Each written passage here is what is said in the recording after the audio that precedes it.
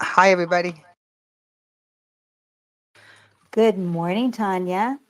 Andy, you're a trooper. Thank you so much. Oh, I feel so bad. I was like, oh, did I not send out that invite? and if something's not on my calendar, I'm like at my age, I'm like I remember my name. You know what? I'm the same way. That's why I was like, I was so busy making sure I had the calendar set up that I forgot to send out the calendar. That's the worst part about this. I actually sitting here. I made the calendar. I created all the calendar for all the calendar. Hold on a second. We're getting ready to start. I have to do the sign language to my pets that have been living with me as a live streamer for 12 years is the quiet sign language. And they know whatever they're doing, they to be quiet. That is so wonderful. Can you hear the drilling going on in the background? I can't hear nothing. Excellent. Hooray.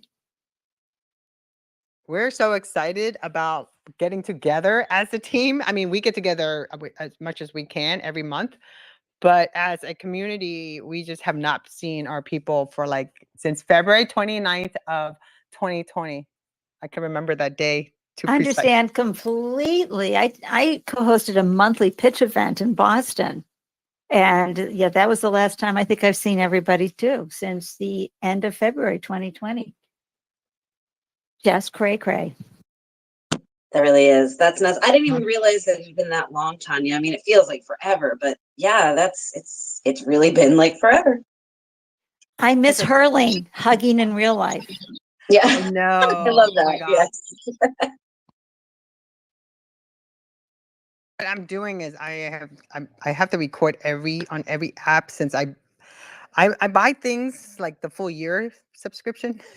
So I don't want to waste it. So I use it for everything. So we're now being recorded right now on Headliner. And thank you, everyone. So here, let me go ahead and start and we'll give the mic to our VP. So good morning, everyone. Welcome to our episode 15, Empower Yourself Monday.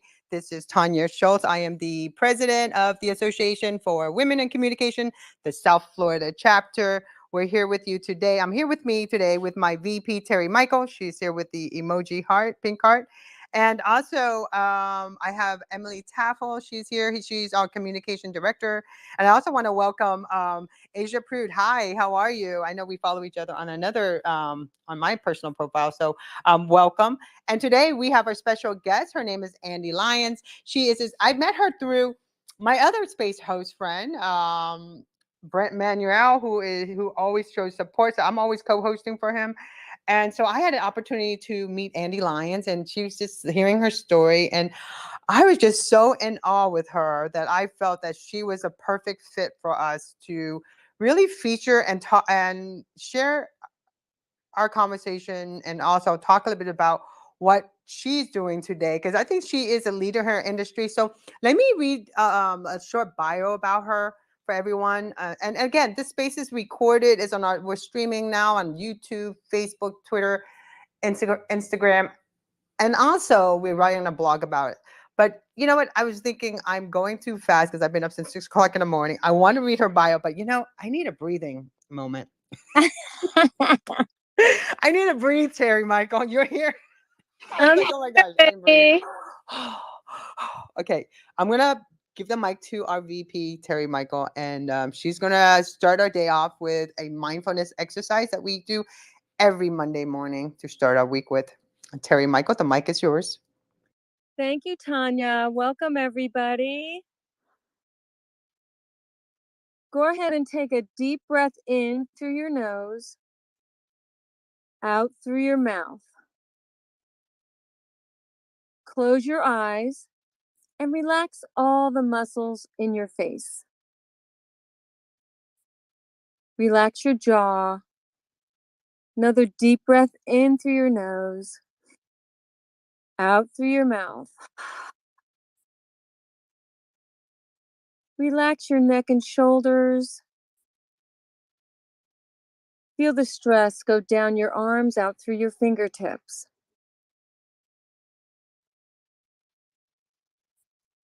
Relax your torso, your hips. And feel the stress go down your legs, out through your toes.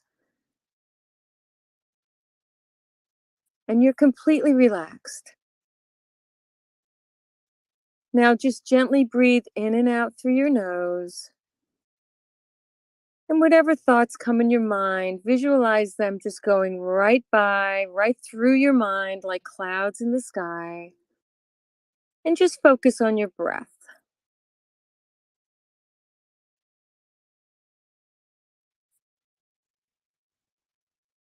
Another deep breath in through your nose, out through your mouth.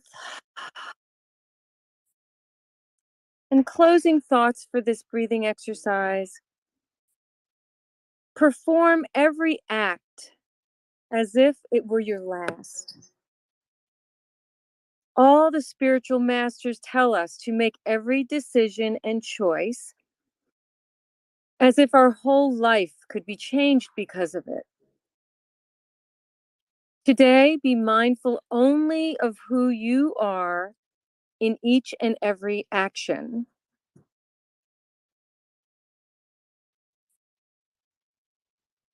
Namaste. May the divine in me honor the divine in you. Thank you, everyone.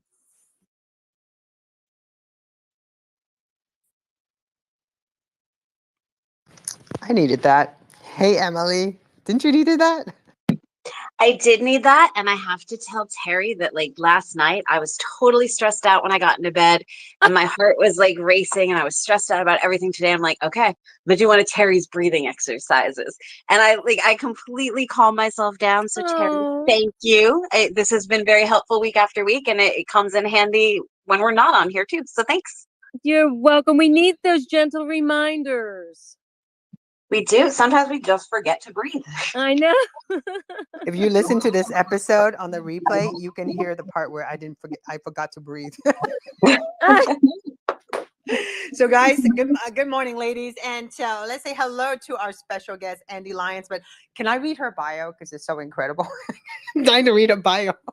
And I'm just like, oh my gosh. Okay, so meet Ande Lyons. Ande Lyons is a 4-time founder, a startup champion, and host of the popular live stream show Startup Life Live.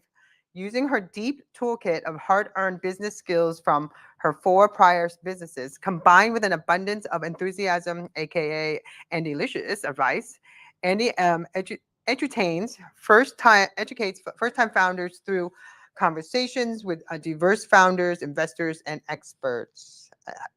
Everybody, welcome Ande Lyons. Meet Ande Lyons. Hi, Ande. How are you?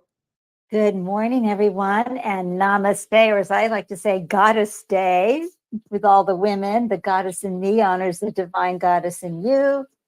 How's everyone doing today? We're doing great.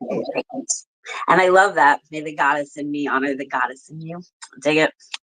We need to put that quote down. I think I'm going to record that for our FemFest, which we're going to have to talk to Ande. She has to be part of our FemFest, the hybrid version. Yeah. Because Absolutely. Terry, that was wonderful, pure deliciousness. Thank you for that mindfulness moment for this beautiful Monday. You're welcome, Ande. Thank you. Ande, so tell us a little bit more about yourself. I know that was just a bio that we read up about, but when we think about startup, I mean, Emily and I, we've been doing I think Emily and I can talk like we're still in startup mode. I think we're forever in startup mode, and for you to be part of this conversation and be the person who feature founders and startup projects. Tell us a little bit about that. And I know Boston has it going on because Dr. Nancy Richmond, who is part of us down here in Social Media Club South Florida, she is a professor in social media for University of, I think it's Florida International University. So she's from Boston. There's a huge tech scene up there. So Ande, tell us a little bit about that.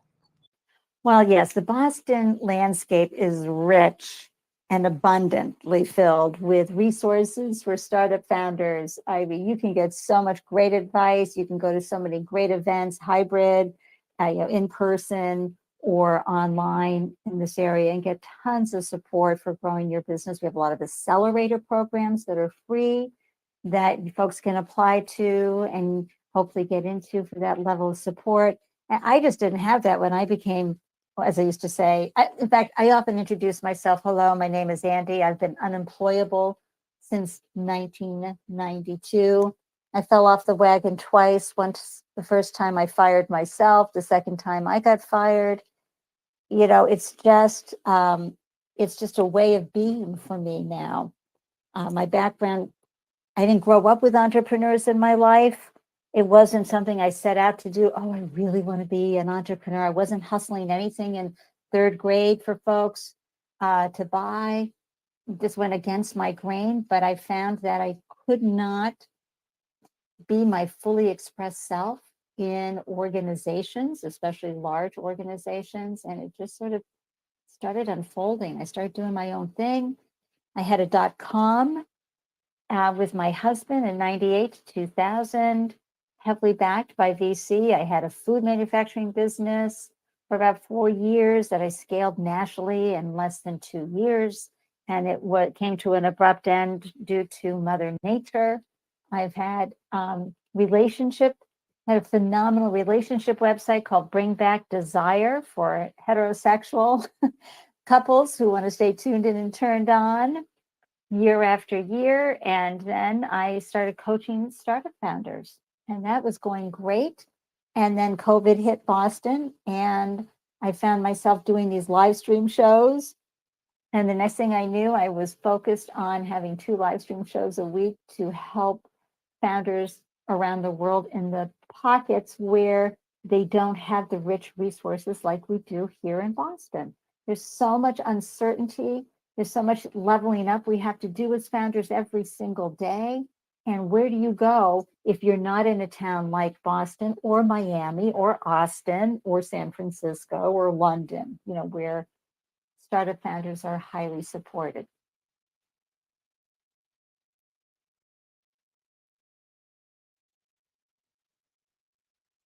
Can you hear me? I could.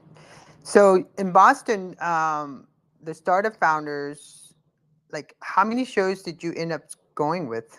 I mean, Well, there's a lot of when you say startup, I mean, I go to a hackathon and I listen to all these these different projects being created as a hackathon, and they became startups.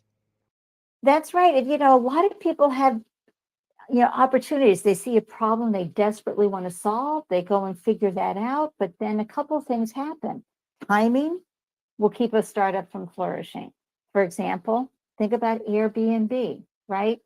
If we hadn't had the big financial crisis in 2008, would you have let a stranger into your home to spend the night? Would you have gotten into a stranger's car for a ride? No. But all of a sudden, we became the gig economy because everybody was out hustling, trying to make a dime. So now you have to have that timing going for you when you come up with an idea and a problem to solve. So yeah, a hackathon, absolutely. But then how do you take that idea, that app, that technology, and how do you scale it? How do you prove your minimum viable product? That's your MVP. Improving your value proposition is the number one job of a founder or a team of founders. And that means you've got to figure out who your ideal customer is and why would they switch from buying something else to buying your product? Or why would they, if you're brand new to the marketplace, why would they go with you? Why would they spend money with you? You have to prove that the market wants what you're selling. And that's where a lot of startups fail. And it's okay. I just did this wonderful short reel video where I talk about no matter what happens, you will always win with entrepreneurship. You will always win when you launch a business. You may lose money, you may lose time, but seriously, you are going to up your game. You're going to level up. You're going to build really strong tenacity, resilience, and persistence muscles. And you're going to, if you're going to start a new business after you failed, that's fine. Or you're going to be able to take those incredible skill sets you've built while launching a business and building a business, and you can take it and get paid more and do more at a corporation that hires you. So yeah, we have a lot of tech companies here in Boston, but I serve founders around the world. So last Friday I had Ronald from Uganda on the show, and he was sharing his recycling. He takes plastic, melts it down, and turns it into these incredible durable bricks that are then purchased by the government or by contractors to build homes in Uganda. Or I had the amazing Jonas from Berlin on the show, talking about how he connects companies that need media production with those providers everywhere in the world. So I had a phenomenal woman from Birmingham, Alabama. Yeah, so I go around the world and bring these incredible founders on, and we talk about the business model. So we, at the same time, we tell those really great, heartfelt, entertaining stories about how failure, mistakes work its way through so that you don't become so personally attached to when you really screw up. It's an amazing conversation, and would never have happened. The show would never have come about if COVID hadn't happened. So it's amazing how many silver linings we're seeing in such a terrible, terrible situation like a pandemic. I agree with you 100%. I feel opportunities are given. It's up to you to take it. And I think the pandemic, how horrific it was, it also lead way to a lot of great things. I mean, I tested Zoom before anyone else tested Zoom back in I think 2009, 2010. Actually, Emily, we did a board meeting. We had a board retreat. No, actually 2012. What am I thinking about? That's how I mark things on basic major things in my life based on technology. That's how I remember. So we had a board retreat in 2012, and it was Donna and I, and Donna was my old co-president, and we're both super geeky. Like, we're always trying to wind up each other. I'm like, oh, I found this. No, I found that. So we were all like, I think that's Google just launched, but Zoom launched. It was for 15 people. We were just so excited with 15 people back then. And here we are today. I mean, Andy, think about this. Oh, No one Tonya, even knew I what Zoom love that was. story. I love that story, something fierce. And this is the excitement. I look forward to doing Where Are They Now with my guests. Tomorrow I'm doing my 150th episode in 2 years, in a 2-year period. And I get these founders on, and I know, because I'm interviewing them when they're in the trenches. They don't have any evidence that this is going to scale the way they hope it will. But I know, and I'm watching them, and I'm seeing them already scaling. So my episode from August of 2020, I'm seeing those founders going, wow, look at them glow. So I love that you were there in the early days of Zoom. And think about MailChimp. MailChimp is one of my favorite stories, in the sense that Ben, one of the co-founders, they never took venture capital.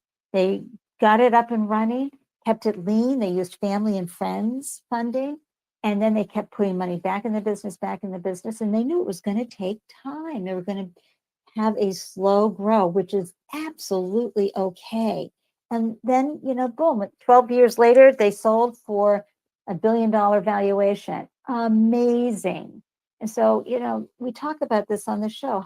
What does success look like to you? Are you changing your family's generational wealth outcome and paradigm? Are you feeding perhaps a few more people in your community by employing folks? Are you scaling regionally, nationally, or are you into world domination? What happens in the startup ecosystem is so much emphasis is placed on being a unicorn. You don't have to be a unicorn. You just need a really good idea. And you need to make it profitable and sustainable, and then decide what success looks like for you. Gary Vee will always tells the story. I'd rather be happy in my Toyota than crying in my Ferrari. So, don't let other people define what success looks like for you. You're making 100,000 a year, 500,000, $1 million. Those are really good numbers if you're profitable. So I feel so strongly that no matter how long it takes, like Zoom, who knew Zoom was going to work out? And look how they had to handle the huge scaling that happened in March of 2020 for them. So I love that story, Tonya. And the Zoom bomb. But so if you ever get a chance to interview the founders of Zoom, I would like to be there because I want to share my firsthand experience.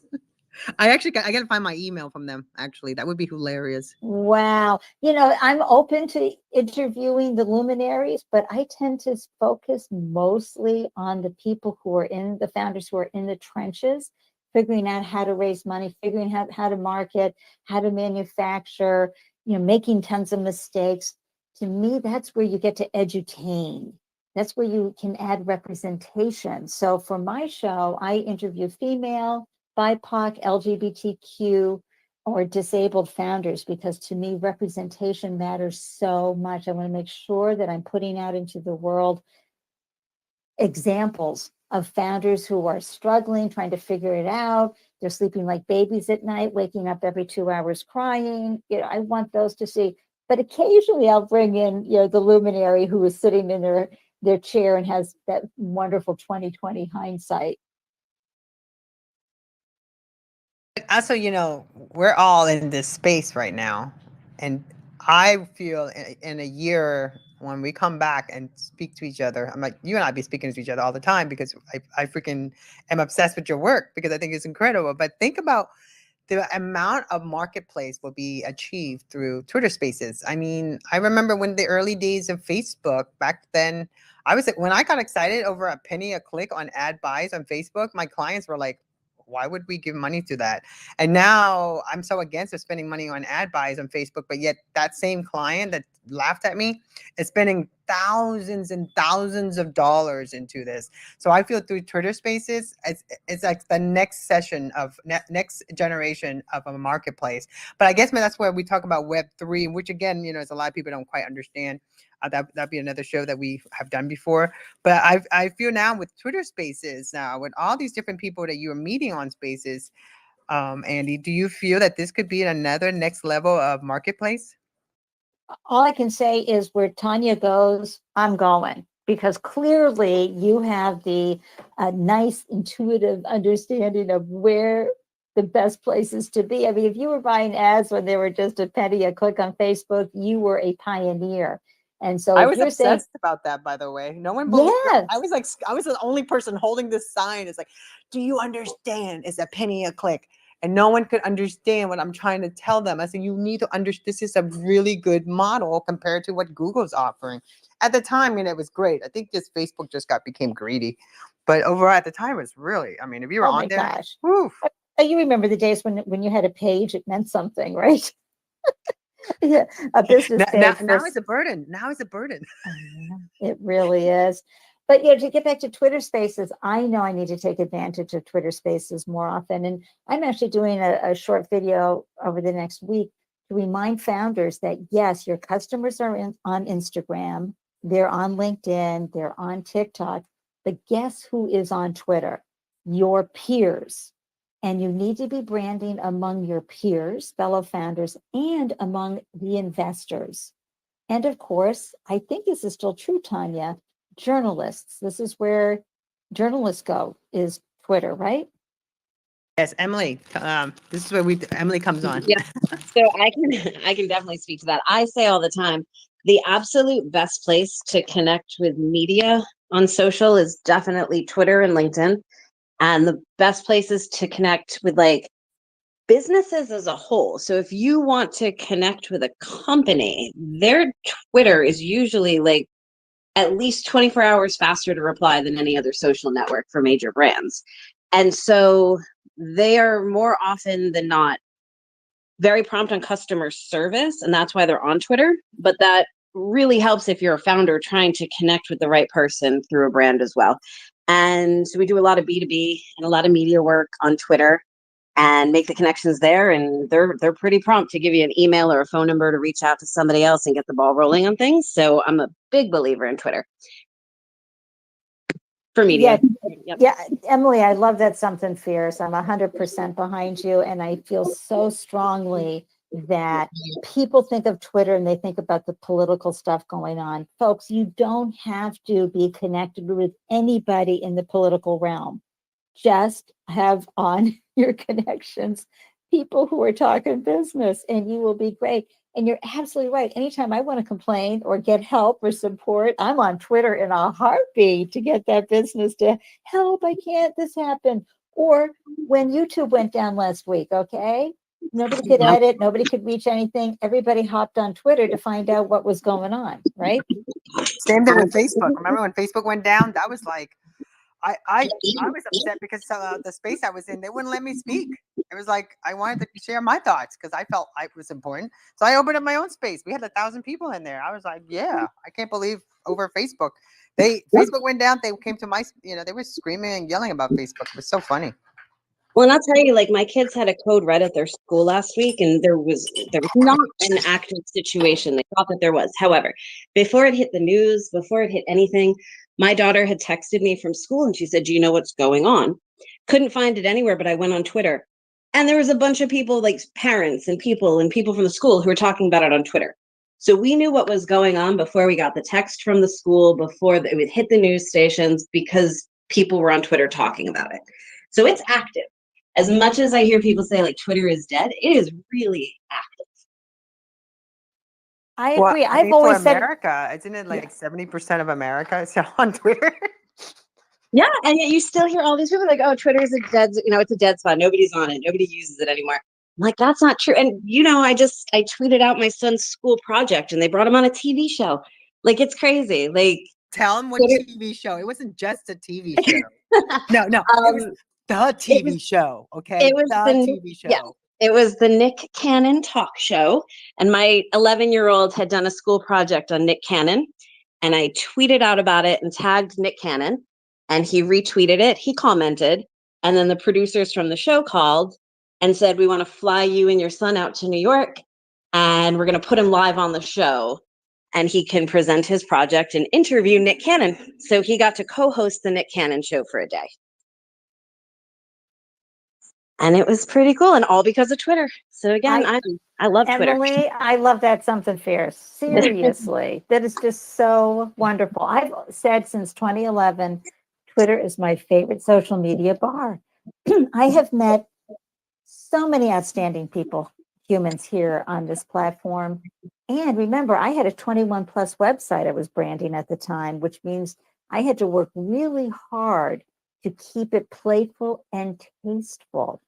Worked like a charm. I never had any problems with inappropriate anything.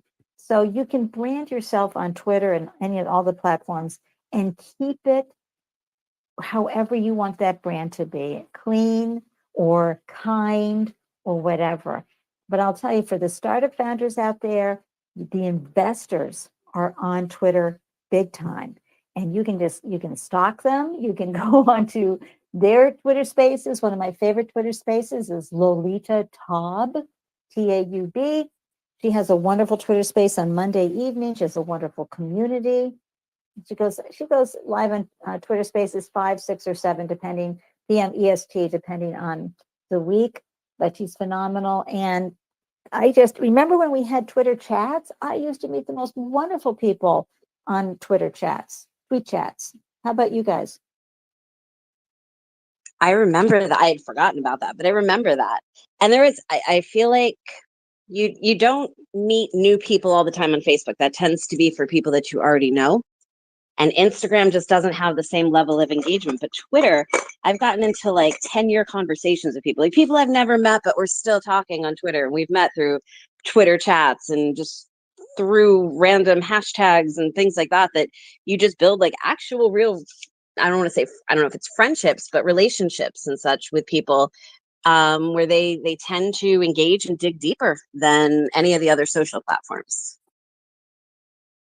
I love it. Yeah, and on the tweet chats, I'm still talking. In fact, one person I met on Twitter, really back in 2012, Dee Dee Watson, D-E-D-E Watson, she was the one who gave me the whole Ande Lyons. So she would call me Ande Lyons, Ande Lish, and I'm like, that's my brand, Ande Lyons Advice. And I mean, I've never met her.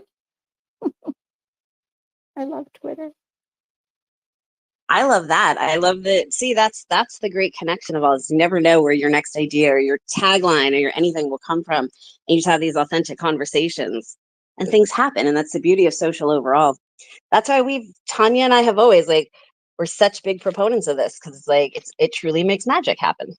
Well, and I'm a huge fan of Giphy. If anybody has ever gone to @GIPHY, you can take a 5-second video of yourself and turn it into a GIF, GIF. And so I love that. I love being able to respond on Twitter when someone's said something instead of grabbing one of the random GIFs. I'd love to be able to go and give one of my Ande Lyons GIFs. It's so much fun, and it keeps things light and funny and yet meaningful. It's just so much fun. I love that. Tonya, we need some AWC gifts. I think I built an account on the GPH, because once you build an account there, you just upload your gift there, then it'll be across all social network. Beware. I'm going to create a bunch of them now. I know, right? Oh my gosh. Dude, you're just going to have my face on everything on it. Do it. Like I said, that's all you need. That's all you need, really. That's how I did it for my other clients when we wanted to do, especially for the restaurants, For Orion, that's what we did. We did the bowls, So there's this way, if somebody looks up Mediterranean food bowl, that would be it. So you can just make your own. I see a lot of different companies GIF on there, but I'll work around their GIF. I appreciate everybody else's GIF. This is less work for me. And I do funny ones. I do this is dating myself, but there used to be this actor that had a show, and it's Telly Savalas, and it was "Who Loves You, Baby?" And he'd have the Tootsie Roll pop in his mouth. So I've got one of those. I've got the Staples Easy button, and it says "That was easy," and you see me pressing the easy button. It's just so much fun and a really delightful way of engaging with folks. Tonya, I think our next AWC event should be go GIF yourself. Or go GIF yourself. That would be so cute. And we could walk everybody through making their own and creating their own GIFs. That would be a good June event, I think. Yeah, super cute. We'll talk about that. But that would be adorable. So thanks for that idea, Andy. Yeah, well, and we'll make sure we'll put Andy on the screen and she can open up the event for us. 100%. Yes. Yes. I have one GIF where I'm cheering and clapping for someone because, I'm a startup champion, right? So I'm always cheering people on. I mean, there's just so many fun things you can do. Well, the place that we are hosting our events have screens, so we can put everybody pop up on the screen because it'll be a different account. So it'd be kind of cool to do a whole conversation with different people from all over the world speaking. But Andy would be fantastic for this. For our opening remarks, because it would be this is why we came up with this, because we thought this is important. And you know what? How many people will show up because of that? Because people want to learn how to do that. That's our education ones always do so well because they want to interact, they want to engage, and they want to learn. And I think that's one of the things that I missed out most in the last two, for us, was not being in person and seeing.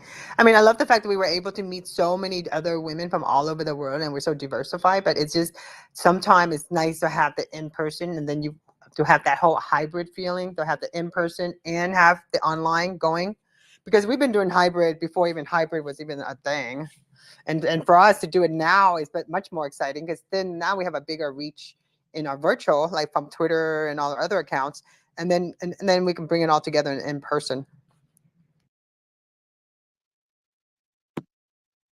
Edutaining, that's what my whole purpose of my show is. So while I'm interviewing a founder and telling their stories and hearing their stories and asking them questions about their business model, their fundraising, their journey, why did they give up the steady paycheck, all of that, there are nuggets that come out of the founder's stories that I can use as a teachable moment while we're live. And then also folks can grab it on replay.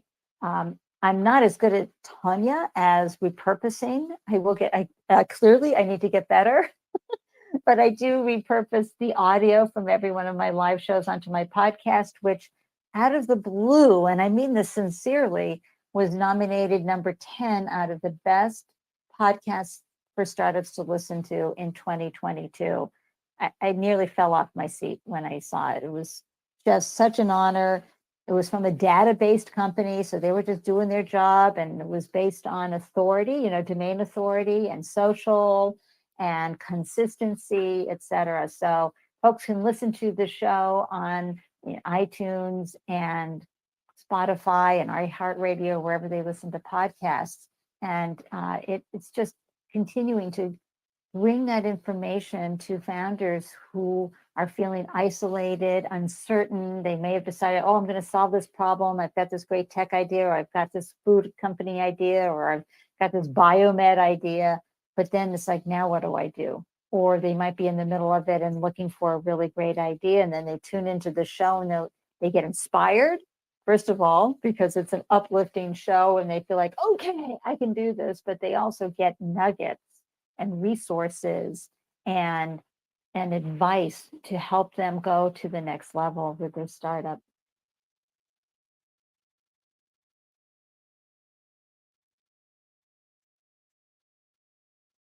I love that. And that's so valuable, because we do all feel alone sitting at home, especially these days, if you're not in an office and you're working from home and you're running your startup or anything, just doing anything at home. It's nice to know that there's resources, there's support, and there's a community there that you can talk to. Exactly, because you feel, and I know this as a 4 times founder, you can feel like, oh my gosh, I do not know what I'm doing. I'm a mess, and I'm the only one who's ever been this stupid as a founder. And then you hear some of the stories that my guests tell, and you feel like, oh my gosh, I'm not alone. And my guests, some of them have been incarcerated and come out and changed their life around. Some have been at home with 5 children and the husband left them and they had to figure out, how am I going to support my family? Some, have a little more privilege in life, and so they get an easier start. And some just had no business starting a business, and they started it and have been figuring it out along the way. And one of my guests never even graduated high school. And I mean, he's the son of 2 parents in academia, one of them a dean, and he went off to pursue his free runner life. And the free runners, if you don't know what that is, that's the person who's running along and then they do this gymnastics move. They flip in the air, they crawl up a building and do a double flip. I mean, it's incredible. And then he decided to launch a business, and he's raised money and done remarkable things without the degree. So I'm always saying to folks, don't let circumstances cage you, and definitely don't be caged by your age. You're never too young, and you're not too old to dream a new dream and pursue your passion.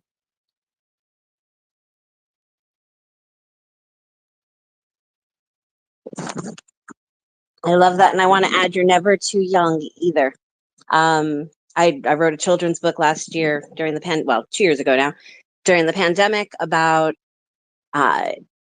introducing children to different career types, not just the standard doctor, teacher, firefighter, policeman, etc. Being able to introduce them to all sorts of careers that are in the world to give more options as kids grow up. And through that, I know my own kids and a couple of other children have actually started thinking more on the business side, launching businesses, working on YouTube channels and different things to kind of increase their entrepreneurship at a younger age. So never too old and never too young to start something as well.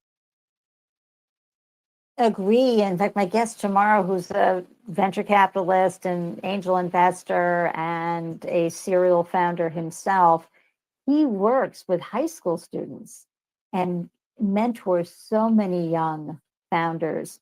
And I love that you did the children's book of different ways.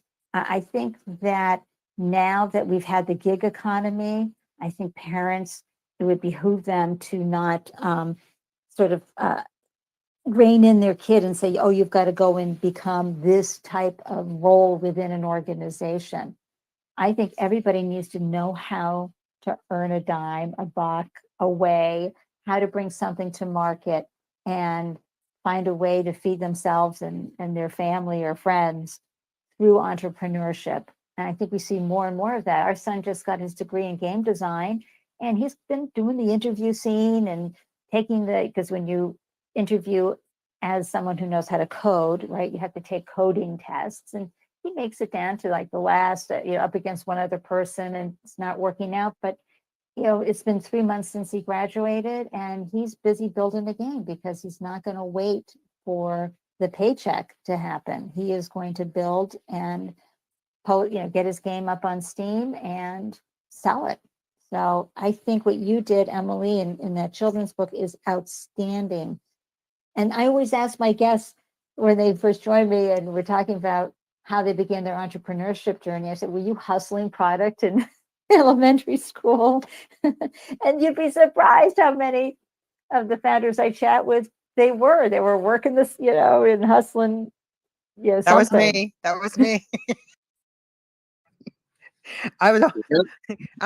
I don't know what it is. I think it could be because of how I was raised, but yeah, I was always. I actually charge kids if they want to look at my tests. I charge them. That was hustling.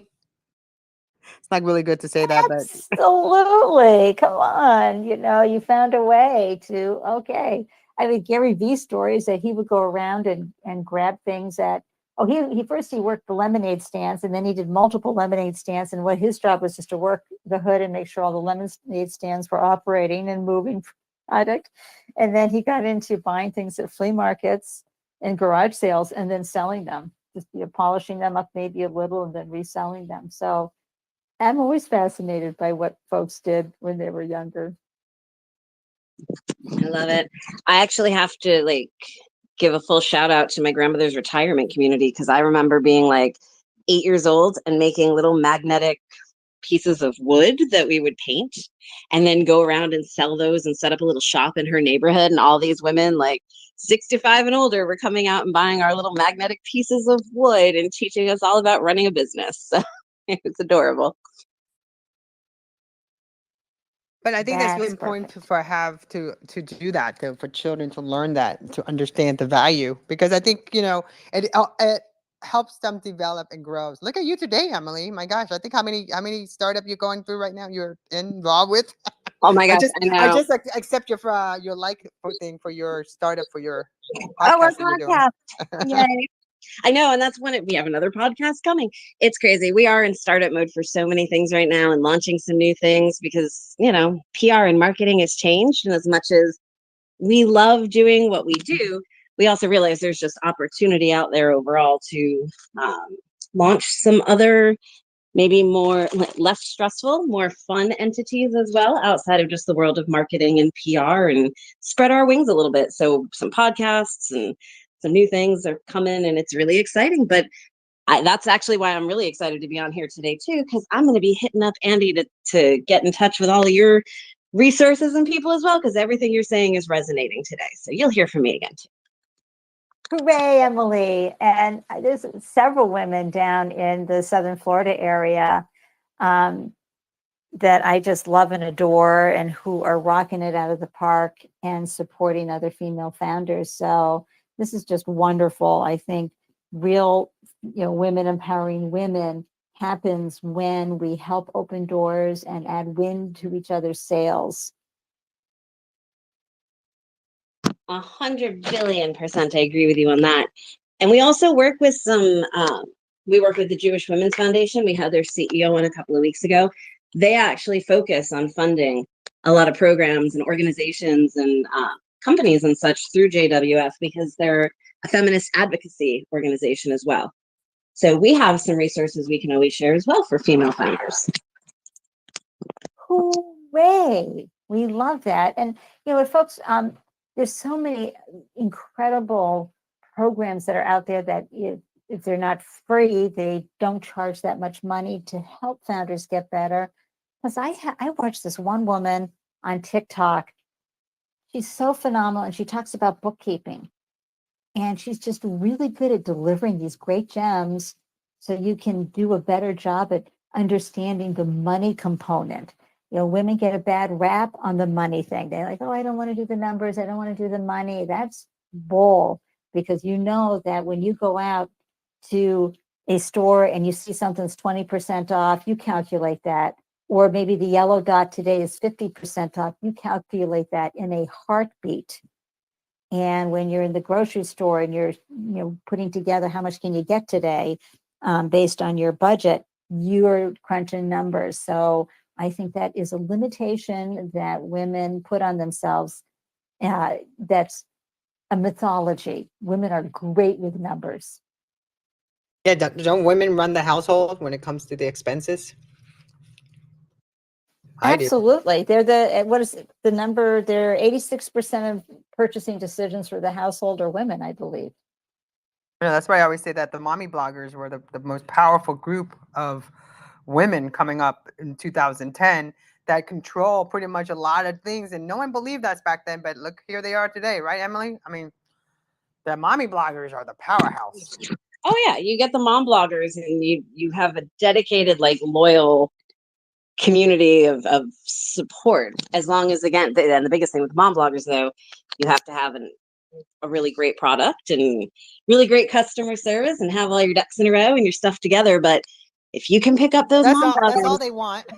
that's all they want. They just want you to be organized, have your stuff together. But they are powerful, and it really goes to show that. And I'll tell you, like, the LGBTQ, like, and particularly the lesbian community, and it's like I always say, it's women supporting women. When you get a really strong female community, they will in droves support your product, your company, as long as, again, you're being authentic, putting out quality, and engaging with the community authentically.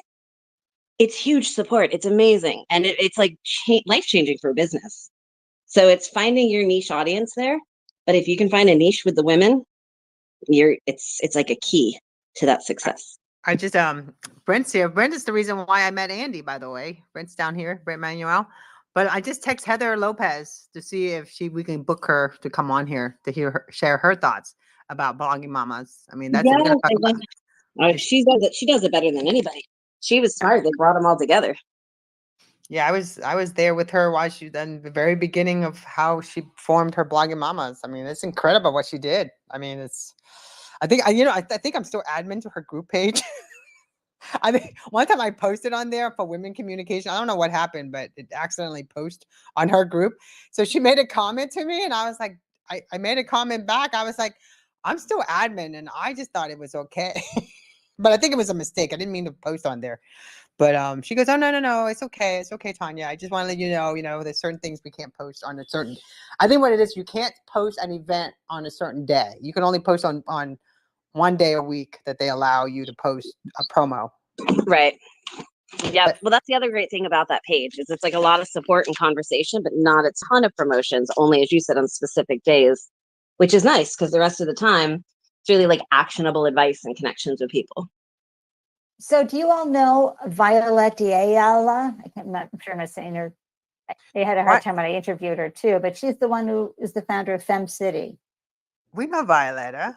Yep. Don't we know Violetta? Violet. Yeah, Violet. Yeah, we do. And I've done an event or two with Fem City as well. We work with Melanie DeVito and a couple of the other people down here in South Florida with them. And then another great founder who usually just has her head down helping people with their websites is Terry Pappy, Pappy. She's in Southern Florida. She is remarkable. And she's like you all, you three. She just does a mindfulness about her and how she coaches founders. And she's just terrific. Can you spell her last name again? I'm going to look her up. Sure. P as in Paul, A, P as in Paul. Hold on. P as in Patty. I'm trying to use feminine names when I give my alphabets. Yeah. P as in Patty, A as in Andy, P as in Patty, P as in Patty, Y as in Yolanda. Okay, I got it now. Okay. And her first name is Terry, Terry. And you can just Google her. She's just terrific and she's great as a guest. I love this, that you're our guest and you're giving us future guests. I love this. So I think that should be a requirement, Emily and Terry. We should make all the guests refer us to other guests. And then this way we can have content constantly going. Absolutely. And then if you ever want to talk about raising capital for women, Allison Byers, Byers, she's here on Twitter with her company Scroobius, SCROOB, as in Beth, IOUS. Scroobius helps women and helps diverse founders create video pitch decks. But she's just so remarkable and so helpful to women everywhere. Okay, thank you so much. I'm so excited. It just dawned on us. Why didn't we have people do this for us? Andy, you're like incredible. Thank you. It's all about connecting those dots, right? Yeah, it's. We are, but it just never dawned on me like to say, hey, and I come from the old day of Toshiba stuff. I mean, I sell copiers. I mean, if you can sell copiers and do it really well, especially if you're the only woman, you can sell anything. I'm telling you, I know I can sell anything right now because of what I had experienced. And copier sales is one thing. Once you sell something or have someone come and be part of what you're doing, you always ask them to refer you to people. I mean, that was just my that was my training. They're like, make sure you ask them to be referred to people. And I love the fact that you suggest us some different the founders that you have interviewed for us to check out down in South Florida, because the ones you mentioned, I don't like. We know FemFest. I mean, Fem City, because they come to our events and stuff, and we've gone, like, I've gone to their luncheon, but I've never really know anything about the other two ladies you mentioned, and I really appreciate you for that. My pleasure. I interview so many wonderful people, and I do also know some male founders down there too, but the Miami startup scene is really, really vibrant. Oh yeah, I used to be quite into the startup scene. I think what happened was we all were like into the startup, and then Social Media Club South Florida. We actually had Tech Tuesday where I interviewed Chris Hero, the founder of Social Media Club, and then we had his Christy, his wife, his partner, on for Empower Yourself Monday also, because they're talking about Web3. But the startup club, I think, it was interesting back then. It wasn't much women back then in 2008, 2009, that when I was going there. Emily, were you going to any of the startup meetup? I think Brian was the founder. I think the startup Miami. Brian and Alex DC. I went to one event. Sarah and I had gone to one event down there. It was just kind of a trek for us, and we were doing a lot with Social Media Club Palm Beach at the time, so we weren't making our way down to Miami too much. But they did have a huge. They had a space down there and stuff, like an office space and all, that they were doing events in and things. So unfortunately, I didn't make it down there too much. But I know they had a burgeoning scene. But again, you're right, not a lot of women. I'm telling you, this is my experience of Startup Miami back in 2008. And I don't even know why. I could have been killed because I didn't know anything. But I knew I had to go here because at the time we had Alina, who had just graduated from school, and I was giving her the opportunity just to brand, and I was just helping her with her digital company, just like getting her name out there. So she's like, you have to go here. And I'm like, okay. And she's the one that introduced me to Alex DC, Social Media Club South Florida. And so I go to this, it was Midtown Miami, all these empty condos, empty, high-rise condos. I'm walking around. There was not even it was just all new construction. I went to this condo. These people are literally hanging over the balcony. And it was kind of reminding me of my college days in the 80s going to spring break. So I was like, oh, this is cool. So I go up this elevator, and I didn't even know it was this Grant Stern's condo spot. I remember going to that one too. That's the one that my old communication director was there, and she shows up. She brings beer. Everyone brought their own alcohol. Yep. And this is before money was actually we didn't know we get paid to do this. We all were getting together, drinking and talking shop, and because no one understood what we talked about, they would do these things. So Startup Miami, I loaned them my karaoke machine so they can use it for their events. That's what I remember about Startup Miami. That is so How cool. funny that you brought that up, Andy. That's so funny. Hey, so Tonya and Emily, I've got another great female founder from Southern Florida, Kelly, Kelley Higney, Higney. She's the founder and CEO of Bug Bite Thing. And here's the scoop. She was raised in San Diego, marries, has kids, and then her husband gets transferred to Southern Florida. So she arrives there and she's like, what is this thing that's biting me all the time. She had never had a mosquito bite. And so she was like, oh, hell no. I'm Spell not her suffering last name through again. Oh my God, I it. gotta get Sure. home. Higney, and it's a bug bite thing. So she she figured out a way to suck the venom easily out of that bug bite because every time a mosquito bit her, her bite would swell up. And her daughter, was the same thing. And she was like, oh no, I got to fix this problem. And she figured it out. She was on Shark Tank. She's amazing. Shark Tank also. Oh my God. Yes, so she's amazing. Love her. Great, great human and woman. Oh my gosh, I'd love to meet her. Yeah, definitely. There's so many opportunity down in Miami now, and South Florida, and just from, I want to look at her products. I'm excited about that because there's a big. It really works. The mosquito stings you. You just put this on. It's not that big. It's maybe 2 inches, and you just boom, and you suck the venom out, and it's like, what itch? Seriously. I need to talk to her And because you've got one in your car, and for people who golf, they've got one in their golf bag for, oh my gosh. Anyway, this is how excited I get from interviewing the founders. I'm always on the edge of my seat with what they're doing. I just get so you have excited. to DM me and refer us some because I'd love to. And then I want to meet Kelly because my other company, No Agent Inc., my communication company, we're also an event provider. And so I was planning to buy like 50 headphones to do silent disco literally in the month of February of 2020 before we got the shutdown. And so I just went ahead and like put it on hold because I think, I didn't think anyone's going to be like touching anyone else's stuff. But now I'm thinking, God, now I have a 2.5 acres of land for a church that someone would be like, I can host a dance party with headphones.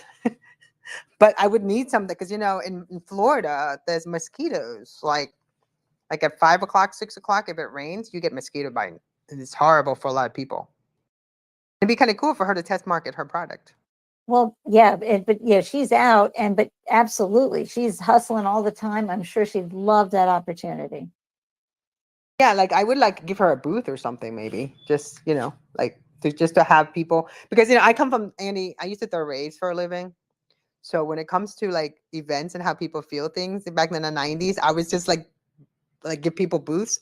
It's like, when I threw a party, I always had a booth, like besides the t-shirts, I had a booth for everything. Like whatever people would want and need, I would get a booth for people to have there. And I think her having a booth at events like that, this would like brand acknowledgement. People would buy it instantly. And if she co-brands with someone else, like my brand, like an event, it would save her so much money in marketing. So much money. Absolutely. And she actually talks about that. I interviewed her, I think like a year and a half ago.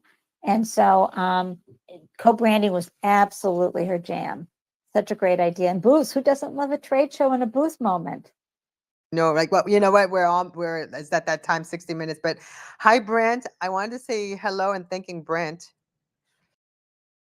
Hi, Brent. So happy to see you. Yes, I'm happy to see you and sending warm wishes to Boston. Thank you, Brent. It's been freezing the last few days, but we're going to get warm soon. And I know that you've been bringing some Andelicious moments and some Andelicious gems to this conversation. Well, it's my favorite thing to do, right, Brent? We might lose our connection, so I'm going to go ahead and shut down the space because it's looking like it might rug. So, Andy, thank you so much. And how can we get a hold of you? Ande Lyons, everywhere I glow, ANDELYONS. Come watch this show. Come say hi in the comment threads. I'd love to see you and cheer you on.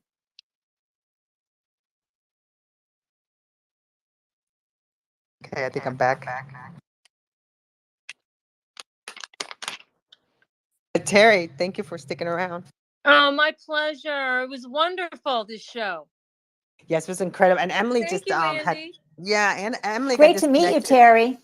I think Twitter gives us 60 minutes and then that's it. And then we all start getting disconnected. So it's a hard stop.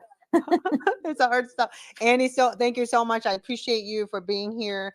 And Brent, as always, always appreciate your support. And Terry, thank you so much. And everybody, have a great day. I'm going to be live streaming from my other space, like a 5-hour segment of my other friend's Twitter space music NFT. I want to share to my friends. So I just want to give a quick plug for that. And if anyone out there have a woman that you feel that needs to be featured and has an incredible empower yourself story, we'd love to feature her or him. Again, it's Empower Yourself Monday. You can email us at info@awc South Florida spelled out.org. And again, info@awcsouthflorida.org. And again, everyone, have a great day. And Andy, thank you so much. And all this is we already blogged about this, but we're gonna cut up the snippet and we'll send you some more links. And again, thank you, everyone. Thank you. Bye. Thank you, everyone. It's great sharing Thank Monday morning you. with you. Love Bye. you. Bye. Bye-bye.